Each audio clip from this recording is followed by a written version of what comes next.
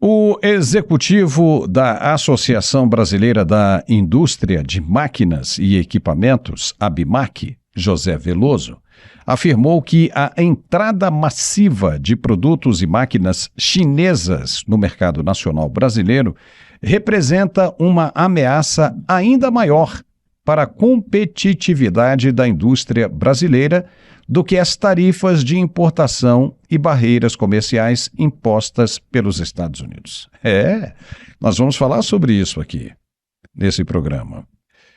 Mas antes eu quero pedir a você que se inscreva. Se inscreva aqui no nosso canal, o canal do Paulo Echê, está dando super certo e a gente precisa que você se inscreva cada vez mais porque ainda temos muita gente assistindo e que ainda não é inscrita. E a plataforma vai entender a importância, a relevância do conteúdo se a gente tiver um número muito grande de inscritos. Então, é só apertar o dedinho ali, não inscreva-se, não paga nada e você já resolve um problemão para a gente muito grande. Vamos em frente. De acordo com a entidade, a ABMAQ, fundada em 1937, veja você que tem muito tempo, né? Para representar mais de 8.000 empresas do setor de bens de capital mecânicos no país, a prática de preços altamente competitivos e subsidiadas pelo governo asiático, pela China, estão asfixiando os fabricantes nacionais, gerando um desequilíbrio comercial difícil demais de ser combatido sem medidas governamentais de proteção mais eficientes. E o governo brasileiro não faz nada. Diante destes desafios, a ABMAQ vem pressionando o governo federal, o governo do presidente Lula, por políticas públicas de incentivo à competitividade interna, renovação do parque industrial e combate ao dumping e a concorrência desleal no comércio exterior. Você sabe o que é um dumping, né? É quando você entra com um preço mais em conta para forçar o mercado a descer. Isso geralmente é feito de maneira desleal na indústria. Mas a associação, a ABMAQ, avalia que, enquanto as medidas tarifárias norte-americanas atingem setores específicos de exportação, a enxurrada de produtos chineses está atingindo diretamente a base da cadeia produtiva brasileira, ameaçando empregos qualificados e a autonomia tecnológica do país caso não haja uma resposta rápida das autoridades econômicas. Hoje eu estou recebendo aqui conosco o Alfredo Bessoff, que veio lá do canal, o nosso Mundial Telenotícias, né, para cá, para o canal do Echê. Alfredo, seja muito bem-vindo. Essa é uma situação muito curiosa, né, porque o governo brasileiro dá incentivo, o governo chinês dá incentivo para as empresas de lá e o Brasil passa a ser um paraíso para essa indústria, a indústria chinesa, em detrimento da indústria nacional. Isso é justo, Alfredo? Não só não é justo, como é extremamente perigoso para a desindustrialização, para o fim da inovação. Porque, veja bem, meus amigos, você não consegue transferir uma máquina, um equipamento, dentro de uma realidade, de uma cultura, da qualidade do solo, do tipo de irrigação. É muito diferente a agricultura praticada na China da agricultura praticada aqui no Brasil. Então, as máquinas que chegam do exterior a preços extremamente subsidiados por conta da política do dumping, onde o preço de exportação é muito inferior ao preço de produção dessas máquinas e equipamentos, nós temos uma realidade que começa a preocupar para daqui a 2 ou 3 anos, que vai chegar um momento no qual, Paulo, essas máquinas demandarão assistência técnica. E olha que eu estou sendo otimista 2 ou 3 anos, porque já se sabe de alguns casos nos quais na própria safra, onde a máquina entra na fazenda, entra na propriedade, ela já pifa nessa própria safra. E fica o agricultor, o produtor rural endividado, não tem peças de reposição, há um sucateamento. Daqui um pouco eles passarão a fazer uma ideia de reaproveitamento de peças, e eu me lembro muito disso, Paulo, porque eu ainda estava muito ligado ao campo nessa época, ali por 73, 74, 75, quando entraram as primeiras colheitadeiras, e não tinha peça de reposição. Quem fazia as peças eram os torneiros mecânicos, que tinham que fazer parafusos, tinham que fazer alavancas, porque não tinha peça de reposição. E essas máquinas chinesas que estão entrando no Brasil, elas vêm com esse mesmo problema. O que vai acabar acontecendo? O proprietário terá 2 ou 3 máquinas e irá começar a desmontar uma para colocar peças na outra. E vou dizer de novo uma questão. A ABIMAQ, ao longo de sua história, as indústrias de máquinas e equipamentos agrícolas investiram muito na melhoria, no aperfeiçoamento, na tecnologia, na qualidade dessas máquinas.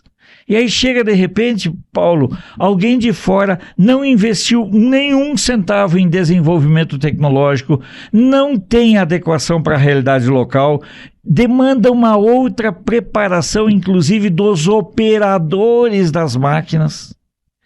Pessoal, isso chama-se leviandade, isso chama-se irresponsabilidade, isso é um modelo de utilização de uma expectativa do produtor rural para uma realidade cruel que nós não podemos aceitar. E tem outra coisa, né, Alfredo? Porque se o fabricante nacional não tem incentivo, não recebe o mesmo incentivo que o internacional, o chinês, é óbvio que ele não vai aguentar o endividamento. Ele vai abandonar a produção e, se quiser continuar no mesmo caminho, ele vai começar a importar as chinesas. Ou seja, os chineses vão entrar ainda muito mais pesados, porque não só vão tomar o lugar dos produtores nacionais, como também vão ter os produtores nacionais como seus principais importadores, porque vai ficar muito mais em conta. O cara importa, vem, paga um preço pequeno, coloca o negócio no mercado e você sufoca a indústria nacional. Você acaba secando a indústria nacional, quando na verdade devia ser o contrário, porque a Constituição traz isso.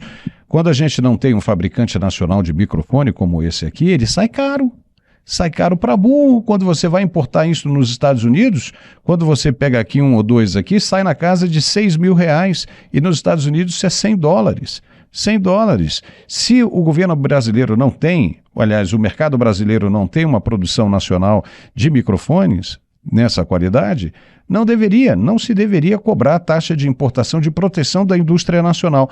E como é que acabam liberando para a China colocar produtos, maquinário que vai afetar justamente a questão do agronegócio brasileiro? Agora, veja, o agronegócio está numa enrascada, Alfredo, gigantesca, porque além de não conseguir mais exportar os seus produtos devido à carga tributária que está sendo colocada em nível de protecionismo do mercado americano, ainda enfrenta a concorrência desleal de produtos chineses. E o governo brasileiro busca apostar, criar barreiras de proteção justamente naqueles produtos que não deveria. Está faltando conhecimento. Está faltando conhecimento dessa equipe econômica, ou está sobrando soberba, está sobrando incompetência nisso aí? Está faltando, na verdade, Paulo, respeito para com a história da indústria nacional. Observem, você mesmo colocou. Veja quanto tempo a ABIMAQ está aí no mercado lutando. A ABIMAQ é a Associação Brasileira de Indústrias e Máquinas. São quase 100 anos de trabalho.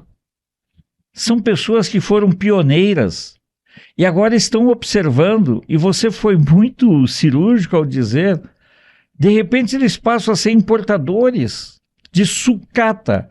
E quando eu falei ali de 2 ou 3 máquinas, lá no campo se fala muito em canibalização. Quando você tira peças de uma máquina para colocar outra. Eu temo, sabe do que, Paulo? Que possamos chegar no estágio, quando lá na Argentina estava o governo kirchnerista do Alberto Fernandes. Eu conheço muito o pessoal do campo lá da Argentina, e sabe o que chegou num ponto? Que as pessoas pediam pneus de trator, rodas de trator emprestado para o outro produtor rural, porque não tinha reposição, porque também eram máquinas vindas do exterior. E como não tinha peça de reposição, o cara chegava, como mais ou menos compraram no mesmo tempo as máquinas, eles iam lá para pedir emprestado. Olha só o estágio. Eu temo que nós estejamos chegando a isso. Tá certo. Alfredo, muito obrigado. Essa é uma análise muito contundente. E eu quero pedir a você uma coisa muito séria. Você que não é de Brasília, mas que conhece alguém em Brasília, né? Eu acho que hoje em dia quase todo mundo conhece alguém de Brasília ou alguém que tenha um familiar, um amigo, alguém de Brasília. Eu peço a você o seguinte, é uma estratégia. Pega esse vídeo ou pega o endereço aqui do nosso canal e mande para essa pessoa. Nós precisamos disso, né? Nós precisamos que essas pessoas de Brasília, especificamente, tenham conhecimento da nossa existência. Nós vamos fazer aqui em breve, muito em breve, nós vamos trazer aqui umas propostas bem interessantes para a gente jogar lá dentro do Congresso Nacional, que vão resolver o problema do país. Vão resolver, sim. Propostas relacionadas principalmente à saúde. A saúde. Você vai ver o que se pode fazer com a saúde. Como o Bukele falou lá em El Salvador, quando o dinheiro para de ser roubado, ele sobra. Mas aí como é que a gente faz para evitar essa roubalheira? Espera que você vai se surpreender com o que nós vamos mostrar. E você vai se surpreender ainda mais quando souber o que pode ser feito com a área da saúde pública no país. O Distrito Federal começa e depois estende-se para todo o país. Então é bacana. Se você pensa como a gente, se você pensa pela liberdade de expressão, pela liberdade de informação, pela propriedade, pelo direito à vida, você pensa como a gente. E se você ficou aqui até o final, é porque você gosta daquilo que a gente diz. Ou não, você pode até discordar, mas é importante que você divulgue isso para o pessoal de Brasília. Vamos lá, essa é a nossa missão. Nós fazemos parte do mesmo exército. Somos templários. E essa é a sua missão do lado de lá. Tá bom? Um forte abraço e daqui a pouco a gente está de volta com outro vídeo. Até lá.